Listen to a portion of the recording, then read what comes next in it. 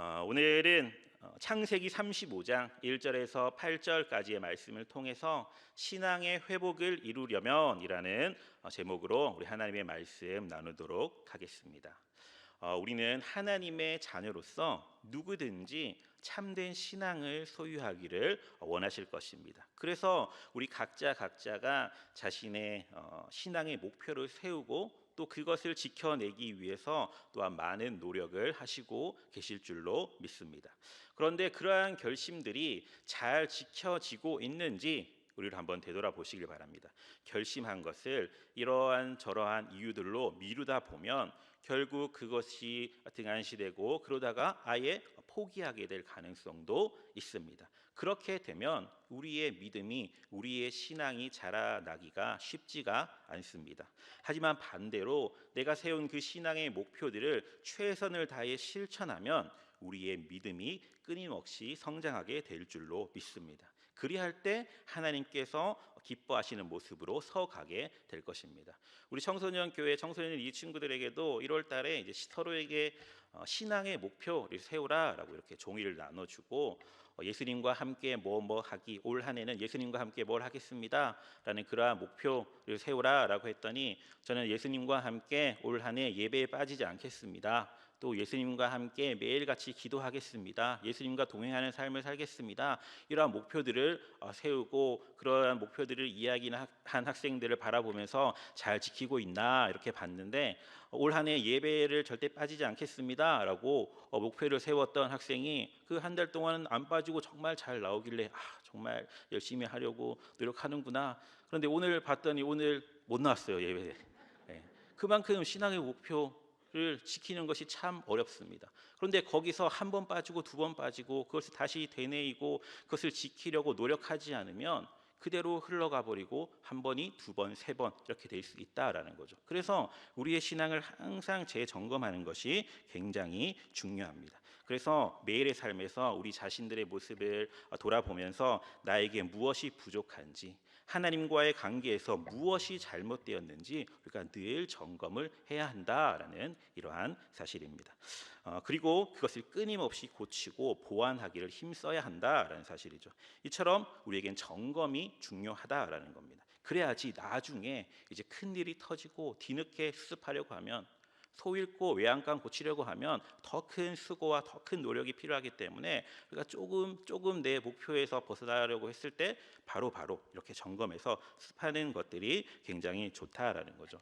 제가 군대에서 군 생활을 할 때 운전병의 보직을 받아서 했습니다. 그리고 운전병 중에서도 대대장 운전병, 사람들은 굉장히 편하다고 하지만 정신적인 스트레스가 굉장히 많은 직업입니다. 직업은 아니죠. 네, 그런 보직입니다. 네. 그래서 하는데 그런데 그 운전병도 꼭 해야 될 일이 있어요. 대대장 운전병이 사실은 편하긴 합니다. 다른 운전병들은 어떻게든 모든 걸 다 참여하고 훈련도 참여하고 근무도 다 참여해야 되지만 대대장 운전병은 열애하는 경우들이 많이 있기 때문에 조금 편한 것도 있지만 꼭 해야 될 게 뭐냐, 아침에 1조 점호라고 해가지고 차량을 점검하는 시간이 꼭 있습니다. 대대장 차는 막사 이렇게 수송부는 저 밑에까지 내려가야 되지만 대대장 차는 바로 막사 앞에 있어서 바로 모시고 나가야 되기 때문에 항상 그 위치에 있는데 아침만 되면 그 차를 끌고 수송부까지 내려가서 꼭 일조조모를 했습니다. 일조조모를 하면서 어떠한 타이어 및 연료 탱크에 연료가 잘 있는지, 타이어가 정상적인지, 또 어떤 게 있으나 또 엔진이 괜찮은지, 또 이제 축전지, 그러니까 우리 배터리가 제대로 잘 되고 있는지 이런 것들을 다 점검하고 이 운전대에 조향 각도가 잘 맞는지 이런 것들을 다 점검했다라는 거죠. 그만큼 우리가 어떠한 상황이 벌어질지 모르기 때문에 매일같이 점검을 했고 그 점검을 함으로써 이후에 생겨나게 될 이러한 사고들을 예방할 수가 있었던 겁니다. 이처럼 우리는 늘 우리의 신앙생활을 할 때도 늘 점검하는 이러한 모습이 우리에게 있어야 할 줄로 믿습니다. 행여나 부족한 부분이 있다라고 한다면 그 부분이 회복될 수 있도록 끊임없이 노력하는 자세가 우리에게 분명히 필요하다라는 사실이죠.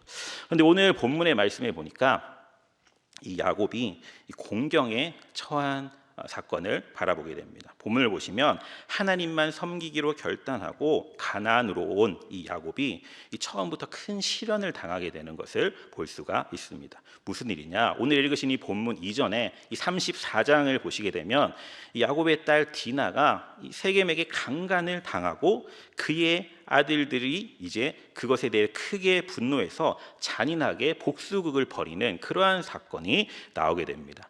그러니까 야곱의 아들들이 어떻게 복수를 했냐? 야곱의 아들들이 이제 세겜 사람들에게 모두 너희가 할례를 받으면 이 디나를 이 세겜의 아내로 주겠다라고 약속을 하고 그렇게 속인 후에 그들을 다 할례 받게 했습니다.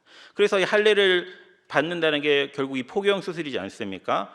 그래서 정말 그 고통이 심할 때 그때 기습해서 이 세겜의 남자들을 모조리 다 죽여버리는 이러한 복수극을 펼쳤습니다. 그리고 그 성을 약탈하고 어린 아이들과 여자들을 사로잡아 왔습니다. 그들은 한 성읍과 그 부족을 완전히 몰살시켜 버렸던 것입니다. 이러한 일을 저질렀기 때문에 그들이 무사할 수 있었겠습니까? 정말 그 땅에서 무사하게 살 수가 없었을 것입니다. 그래서 야곱이 근심 걱정이 된 것이죠.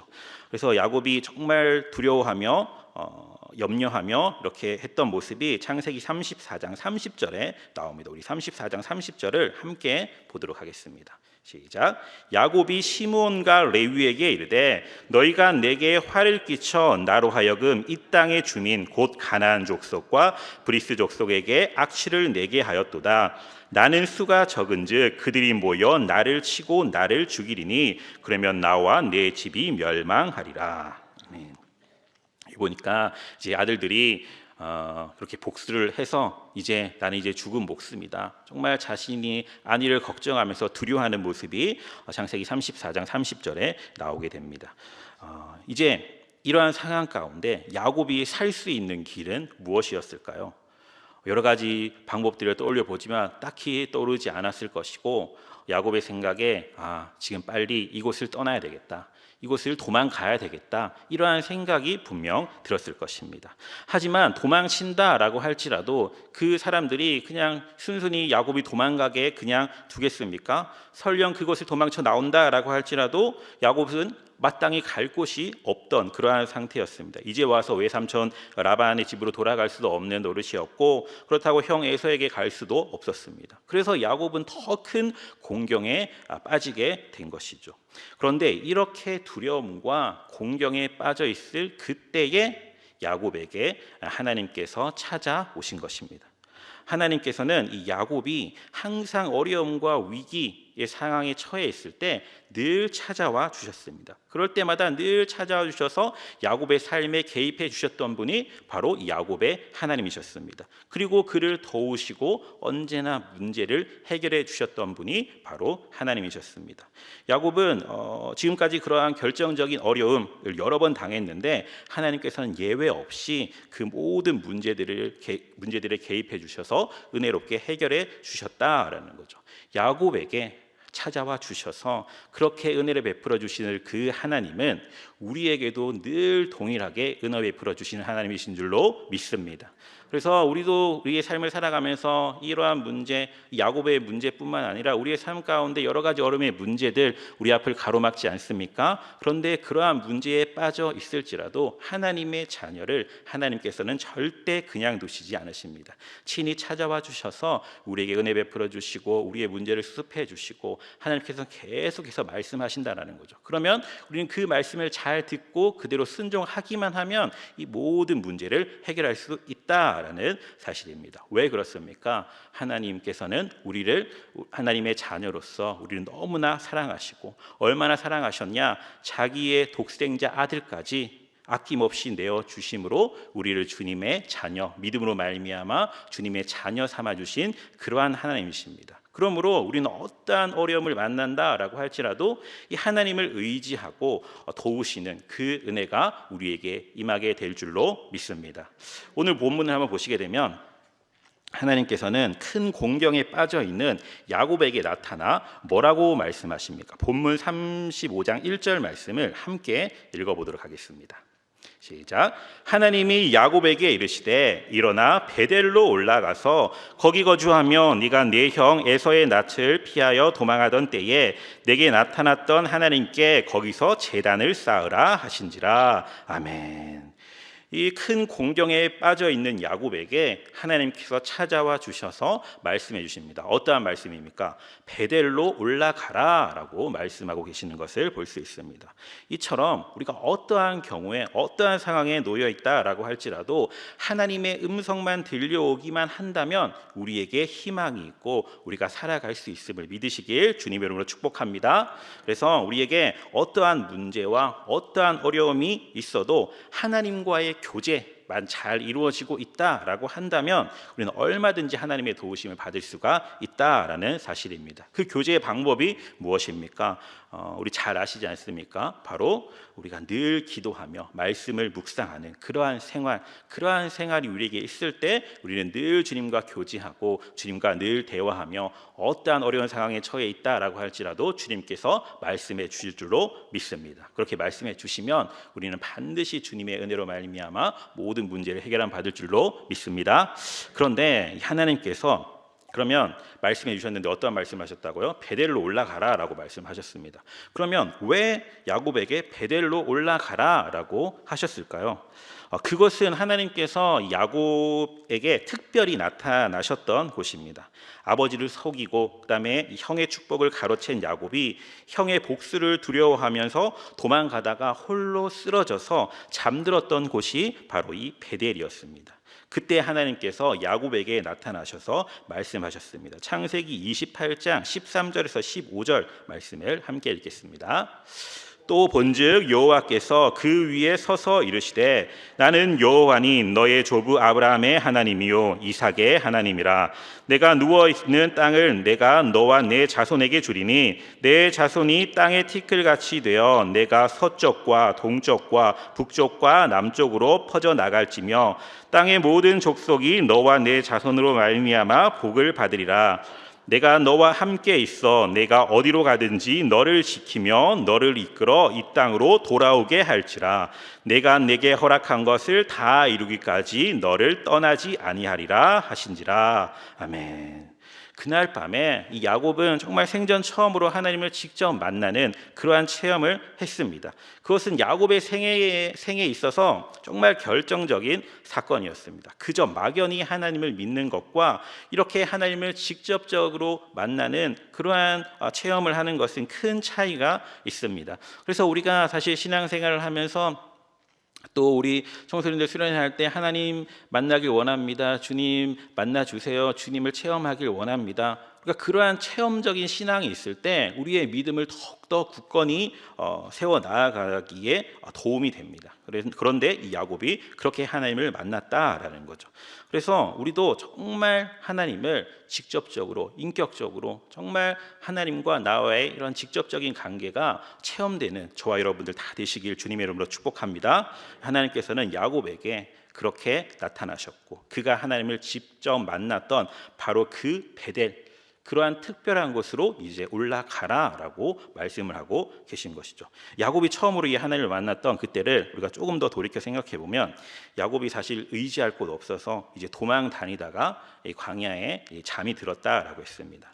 그날 밤 야곱의 마음이 어떻겠습니까? 정말 큰 외로움과 두려움과 떨림 그러한 상황 가운데 또 이 광야에 있었기 때문에 외부로부터 위험에 노출된 그러한 상황이었습니다. 모든 위험에 노출된 채로 이 빈들에 던져졌던 것이죠. 그러한 상황 가운데 만약에 에서가 자객을 보냈다라고 한다면 죽음을 면치 못했을 겁니다. 들짐승이 그를 해칠 수도 있는 그러한 위험한 상황이었을 것입니다. 그런데 철저히 무방비 상태로 빈들에서 잠들었던 그 야곱이 만난 것은 에서의 자객도 아니었고 들짐승도 아니었고 놀랍게도 누구입니까? 하나님께서 야곱을 찾아와 만나 주셨다라는 사실입니다.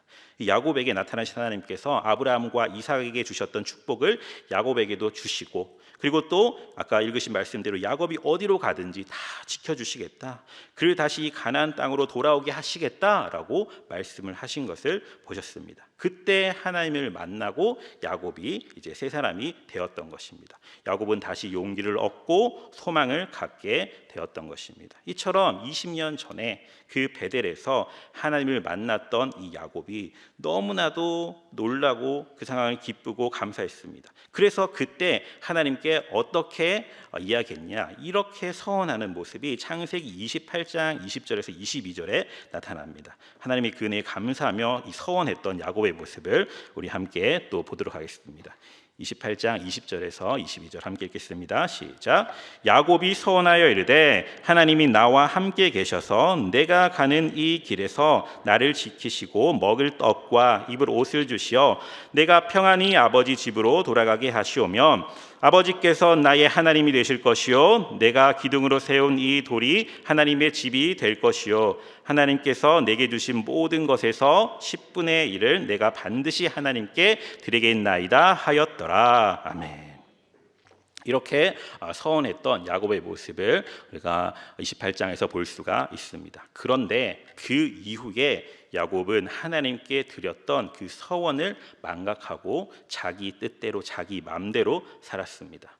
이러한 모습은 마치 연약한 우리 인간의 모습과 같습니다. 우리가 예수님을 믿고 예수님을 처음 만났던 그때의 신앙, 정말 그 은혜에 감사하며 또 세례를 받고 직분을 받고 또 하나님을 만나고 했을 때 내가 정말 열심으로 신앙생활 하겠습니다, 정말 주님을 위해 살겠습니다 라고 그렇게 고백하면서 그렇게 살아가길 원하지만, 주 뜻대로 살겠습니다 라고 하지만 세상 가운데 여러 가지 환경 가운데 노출되다 보면 결국 우리의 그 신앙적인 목표와 하나님을 향한 마음이 우리가 점점 더 수그러들게 되고 금세 내가 목표했던 신앙의 목표들을 까먹게 되는 그러한 인간의 연약한 모습, 그러한 모습이 야곱에게도 동일하게 나타났다라는 거죠.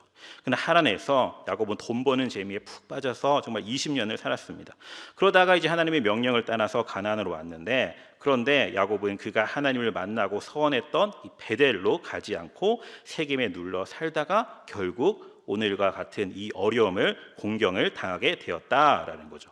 그리고 그 어려움의 상황, 하나님께 서원했던 그것을 지키지 못하고 그래서 어려움에 처해 있던 그 상황 가운데 하나님께서 다시 야곱의 인생에 개입해 주신 것이죠. 그리고 하나님께서 말씀하십니다. 베델로 올라가라. 내가 너에게 은혜를 주었고 네가 내게 약속했던 그 자리로 올라가라. 그래서 이 모든 것들을 종합해 볼 때 하나님께서 야곱에게 베델로 올라가라라고 하신 그 말씀은 결국 무슨 뜻이냐 보면 그때의 신앙을 회복하라라는 그러한 뜻인 줄로 믿습니다. 그것이 바로 큰 공경에 빠져 있던 야곱이 유일하게 살 수 있는 길이었다라는 사실이죠. 오늘 우리가 사는 길도 마찬가지입니다. 우리가 어려움을 당할 때 여러 가지 인간적인 생각들로 이 어려움을 어떻게 해결할 수 있을까, 자신의 지식과 명철을 가지고 어떻게든 해결해 보려고 노력을 합니다. 그렇지만 그러한 것들은 결국 궁극적인 해결이 될 수가 없다라는 거죠. 우리가 어려움을 당할 때 가장 먼저 해야 할 일은 무엇이냐? 바로 하나님과의 관계를 바로 세우는 것임을 믿으시길 주님의 이름으로 축복합니다. 많은 성도님들이 정말 일을 해결하겠다라고 바쁘게 돌아다니면서 믿음을 등한시하는 그러한 경우들을 우리가 또 종종 보게 됩니다. 하지만 우리는 반드시 기억할 수 있기를 주님의 이름으로 축복합니다. 우리가 어려움을 당할 때 가장 먼저 해야 할 일이 무엇이냐? 그것은 바로 하나님과의 관계를 바로 세우는 것, 우리의 신앙을 회복하는 것임을 믿으시길 주님의 이름으로 축복합니다. 그리고 그것이 우리가 유일하게 살 수 있는 길임을 믿으시길 주님의 이름으로 축복합니다. 이러한 상황들이 펼쳐지니까 이제 야곱이 어떻게 합니까? 베델로 올라가라라는 그 하나님의 말씀에 이제 전적으로 순종을 하게 됩니다. 순종하기로 결단을 했습니다. 그런데 사실 이러한 상황 가운데 이 시점에서 이 베델로 출발한다라는 것이 사실 아까도 말씀드렸지만 도망을 간다라고 해서 도망칠 수 있는 그러한 상황이 아니었습니다. 그리고 베델로 간다라는 것 또한 인간적인 관점으로 봤을 때 매우 위험한 상황이다라는 사실이죠. 왜 그렇습니까? 주위의 부족들이 이번 사건을 통해서 굉장히 흥분해 있었고 이제 복수를 벼르고 있었을 겁니다. 그런데 야곱이 이렇게 불쑥 떠난다라고 한다면 어떻게든 야곱을 쫓아와서 야곱을 죽이려고 하는 그러한 상황이었을 겁니다. 그러니까 인간적으로 생각해 볼 때 당장 그곳을 떠나 베델로 올라가는 그것은 정말 위험한 일이다라고 볼 수가 있는 거죠. 하지만 야곱은 더 이상 이제 인간적인 계산을 할 수도 없는 상황이었고 그렇게 할 필요도 없었고 인간적인 계산을 하지 않고 오직 하나님 아버지의 말씀에 전적으로 의지하고 순종하기로 결단을 한 겁니다. 인간의 관점으로 봤을 때는 위험한 일임에도 불구하지만 아이러니하게도 그것이 바로 공경과 위기에 처한 야곱이 유일하게 살 수 있는 길이었다라는 사실이죠. 이렇게 하나님 아버지의 명령을 들었을 때 야곱은 과거의 베델에서 하나님께 서원했던 것을 이제 기억하게 된 것이죠. 하나님께서 베델로 올라가라라고 하셨을 때 그 전에는 자신이 서원했던 것을 생각하고 있었을지도 모르겠지만 그것을 중요하게 생각지 않았던 것 같습니다. 그런데 베델로 올라가라라고 하셨더니 그때 베풀어 주신 하나님의 은혜를 떠올리게 되고 그때 서원했던 것들을 다 떠올리게 된 것이죠. 결국 이 베델로 올라가라라는 그 하나님 아버지의 말씀이 이 야곱의 마음으로 하여금 신앙을 회복시킬 수 있는 계기, 자신이 하나님을 섬겼던 하나님을 정말로 사랑했던 그때의 순간들을 떠올리게 해주셨다라는 거죠. 결국 이 베델로 올라가라는 이 말씀 또한 하나님께서 야곱에게 베풀어 주신 은혜인 줄로 믿습니다. 그리고 그 은혜를 받은 야곱이 이제 순종을 하게 되는 것이죠. 하나님의 말씀을 듣고서 이제 자기가 서원을 이행하지 않고 세겜에 머물렀기 때문에 이러한 일이 일어난 것이다라는 걸 알게 된 겁니다.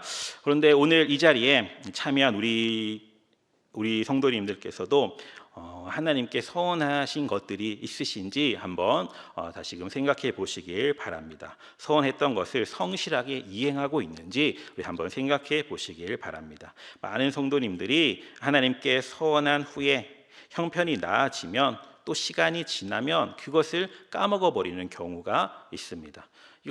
저 같은 경우는 하나님께 서원을 한 것은 아니지만 한번 조금 크게 아팠을 때 병원에서 이런저런 진단을 내려줬습니다. 무조건 살을 빼야 된다. 살을 빼야만이 살 수 있다. 해서 저는 탄산음료 또 음식을 먹는 걸 굉장히 좋아했기 때문에 내가 정말 살려면 앞으로 탄산을 끊어야 되겠다. 저는 그때의 결심으로는 저는 평생 탄산음료를 먹지 않을 거라 생각했는데 그게 3일도 못 가더라고요. 이게 사람이 조금 평안해지니까 그때의 결심을 까먹게 되는 경우들이 있는 겁니다. 우리 신앙에 대한 결심도 똑같은 것 같습니다. 정말 내가 너무나 힘들고 지금 이 죽을 상황 가운데 내가 이 문제만 해결해 주시면 내가 정말 하나님께 모든 거 바치겠습니다 라고 하는데 조금만 살만하면 우리 인간의 연약함, 정말 우리 인간의 결단을 믿을 게 못 되더라고요. 그래서 무너지고 또 그것을 이루어내지 못하는 경우들이 있습니다. 따라서 우리 벌써 2022년이 되고 벌써 2월의 중순이 지나가고 있습니다. 분명 새해에 신앙의 목표들을 다 세우셨을 겁니다. 그런데 그 세운 신앙의 목표 지금까지 잘 지켜지고 있는지 한번 되돌아보시기 바랍니다.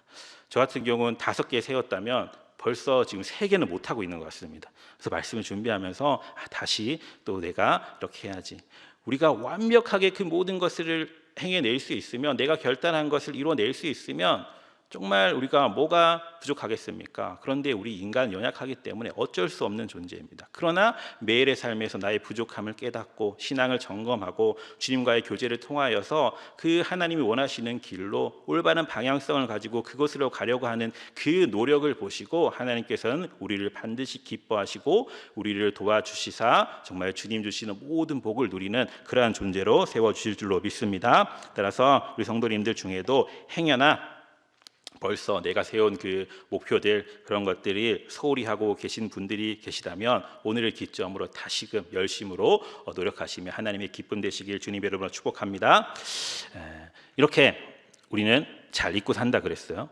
그런데 우리의 하나님은 우리가 서원한 것을 잊으실까요? 잊지 않으실까요?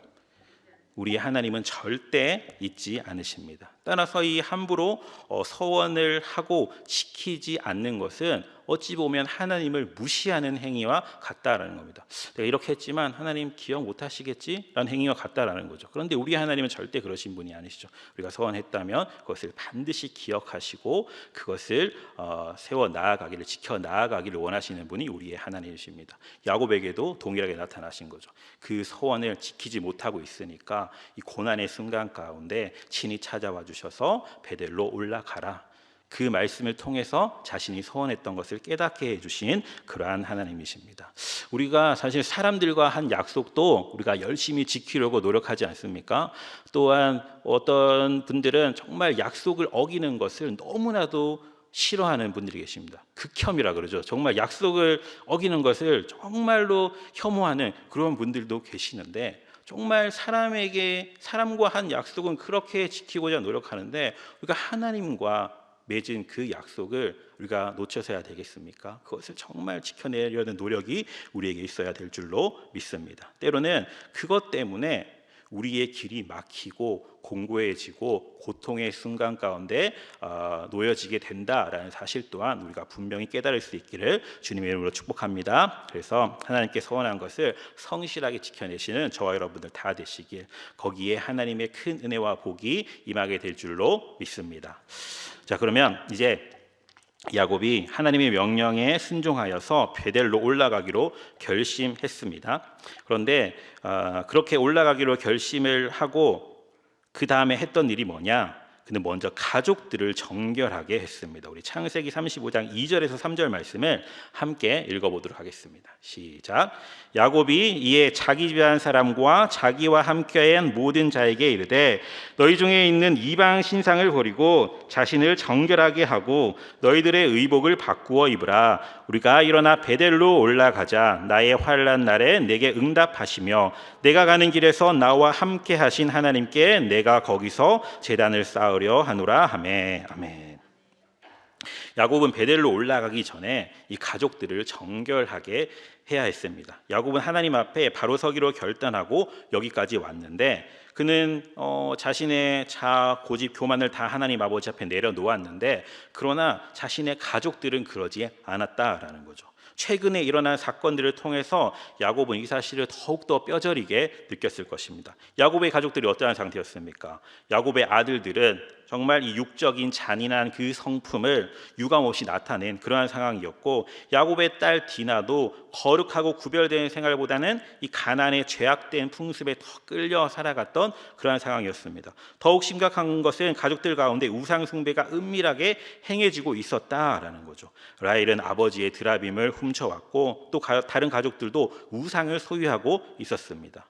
사실 이러한 사람들이 어떻게 하나님의 백성인가라고 할 수도 있겠지만 이러한 모습 또한 바로 우리의 모습인 줄로 믿습니다. 그래서 이 야곱은 가족들에게 우상을 버리고 자신을 정결하게 하라라고 명령을 하게 되죠. 야곱이 이렇게 가족을 정결하게 한 것은 이 베델로 올라간다라는 것은 결국 하나님께 단을 쌓고 예배를 드리러 간다라는 겁니다. 하나님께 나아가기 위한 준비였던 것입니다. 과거의 경험을 통해서 이 베델로 올라간다면 이번에도 하나님께서는 20년 전에 베델에서 자기와 자기에게 은혜를 베풀어 주셨던 것처럼 자신들의 가족들에게도 분명히 나타나시고 음성을 들려주시고 은혜를 주실 것이다 라는 그러한 확신이 있었던 것입니다. 그렇기 때문에 이 가족들을 정결하게 하고자 하는 노력이 있었던 거죠. 그런데 가족들은 이러한 우상과 죄를 버리지 못하고 있었습니다. 그러한 모습으로 어떻게 하나님을 만날 수가 있겠습니까? 그래서 야곱은 가족들에게 이방 신상을 다 버리고 의복을 바꾸어 입으라 라고 명령을 했고 하나님을 만날 이런 준비를 시켰던 거죠.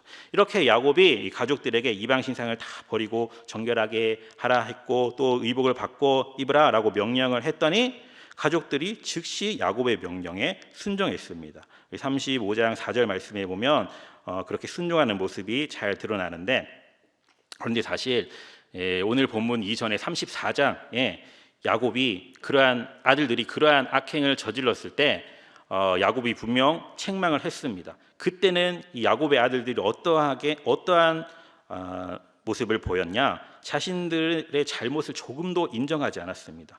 그가 우리 누이를 창녀로 대우함이 옳습니까? 우리는 정당한 일을 했습니다. 우리 누이를 욕보인 거 그것에 대한 복수 당연한 것 아니겠습니까? 이렇게 했던 다윗의 아들들이 이번에는 야곱의 명령에 즉시 순종하는 모습을 보게 됩니다. 이것을 통해 우리가 또 한 가지 알 수 있는 사실이 무엇이냐?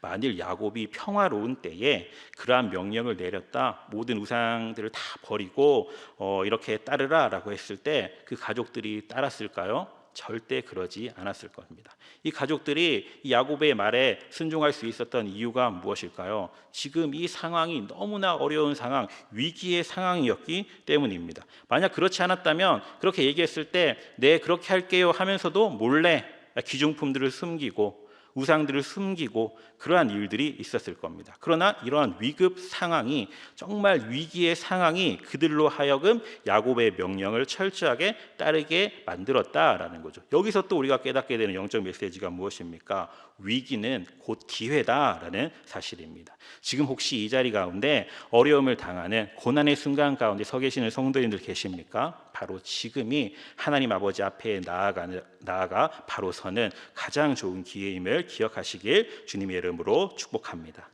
그래서 우리는 이 야곱의 모습을 보면서, 이 가족을 정결케 만들려는 그 모습을 보면서 먼저 이 가장의 회심과 결단이 얼마나 중요한지를 깨닫게 되고, 특히 어려운 일을 당했을 때 가정이 하나님 아버지 앞에 바로 서는 것이 가족들에게 얼마나 결정적인 영향을 끼치는지 우리가 알 수가 있습니다. 그러므로 정말 가장들이 먼저 새롭게 결단하고 하나님 아버지 앞에 바로 설 수 있기를 주님의 이름으로 축복합니다. 우리 리디아 여전도 회 회원님들, 이 남편분들이 정말 하나님 아버지 앞에 바로 설 수 있도록 우리가 열심으로 기도해야 될 줄로 믿습니다. 행여나 우리의 남편분들이 신앙생활을 하고 있지 않다라고 한다면 우리 루디아 여전도 회원분들, 또 이 자리에 참여한 우리 모든 분들이 가정의 영적인 가장으로서 하나님 아버지 앞에 바로 설 수 있기를 주님의 이름으로 축복합니다. 그리할 때 주님 주시는 모든 복을 누리게 될 줄로 믿습니다. 자, 이제 베델로 올라가죠. 그런데 앞서 말씀드린 바와 같이 그들은 두려움 가운데 처해 있었습니다. 이것을 사실 베델로 올라간다라고 할지라도 죽음의 위기 상황 가운데 있었다라는 거죠. 그러나 하나님께서 말씀하셨고 그 말씀에 순종을 했고, 그리고 가족들을 다 정결케 하고 이제 그들이 하나님 아버지의 말씀에 순종해서 베델로 올라갑니다. 그러자 그들에게 어떠한 은혜가 임했나? 하나님께서 하나님의 그 두려움이 사방의 모든 고을들의 임함으로 말미암아 감히 아무도 그들을 추격하지 못했다라고 본문 5절 말씀에 나타나고 있습니다. 5절에 그들이 떠났으나 하나님이 그 사면 고을들로 크게 두려워하게 하셨으므로 야곱의 아들들을 추격하는 자가 없었더라. 아멘. 이렇게 하나님 아버지의 말씀에 순종하며 나아가는 자에게는 반드시 하나님께서 지키고 보호하시는 은혜가 임한다라는 사실 또한 우리가 분명히 기억하시길 주님의 이름으로 축복합니다. 이것을 보면서 야곱과 그의 가족들은 하나님께서 자신들을 보호하고 계신다라는 것을 더 분명히 깨달을 수가 있게 되었을 것이고, 이를 통하여서 더 큰 신앙의 성숙을 이뤘을 줄로 믿습니다. 하나님 아버지의 고난의 순간이었지만 그 위기를 기회로 삼고 말씀에 순종했더니 어떻게 됐다고요? 하나님의 은혜를 경험하는 복된 시간들이 그들에게 임했다. 그리고 그러한 경험들이 계속해서 쌓여 나아가면서 그들의 신앙의 회복을 이루고 신앙의 성장을 이루어 나아갔을 것입니다.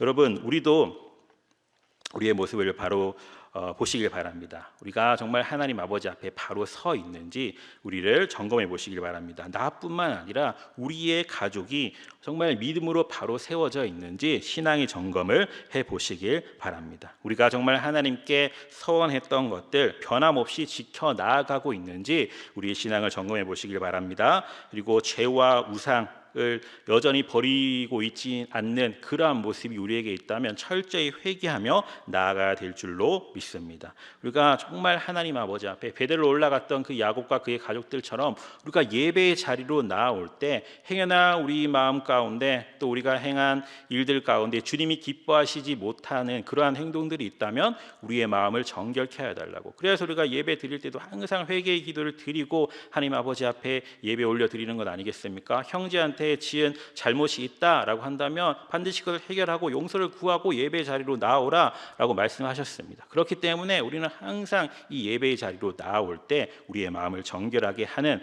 그러한 모습이 우리에게 있어야 될 줄로 믿습니다. 과거에 이 구약의 성막에서 제사를 드릴 때도 그 성소에 들어갈 때 이 죄를 지은 자는 그 자리에서 바로 즉각적으로 처형을 당했습니다. 즉사했다라고 이야기합니다. 그만큼 죄가 무서운 것이고 죄는 하나님 아버지 앞에 갈 때 정말 아무 쓸모가 없는 그 죄로 인하여 죽임까지 당할 수 있는 그러한 좋지 않은 것이다 라는 사실을 기억하시면서 우리가 정말 정결한 마음으로 순종하는 마음으로 예배의 자리를 사모하시는 저와 여러분들 다 되시길 주님의 이름으로 축복합니다. 말씀을 정리하겠습니다. 오늘 말씀을 보면서 우리가 고난의 문제 앞에 섰을 때 우리가 뭘 하라고 말씀드렸습니까? 우리의 신앙을 점검해 보라라고 말씀을 드렸습니다. 그 신앙을 회복해야 됩니다. 그 신앙을 회복하려면 어떻게 해야 될까요? 하나님을 만나야죠. 하나님을 만남의 자리로 정말 은혜의 보좌 앞으로 우리가 나와야 될 줄로 믿습니다. 즉 결론적으로 말씀드리면 우리가 어려움의 문제, 고난의 문제를 당했을 때 그것을 해결하려면 은혜의 보좌 앞으로 나와야 한다.